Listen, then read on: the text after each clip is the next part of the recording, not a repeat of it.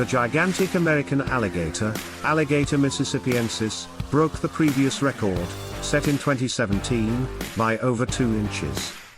Image, red antler processing.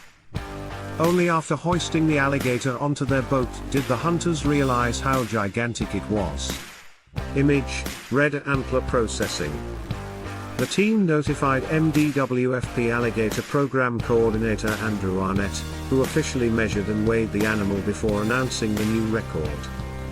The biggest American alligator ever recorded was a 15-foot, 9-inch giant caught in Alabama in 2014, that weighed 1,011.5 pounds, 459 kilograms.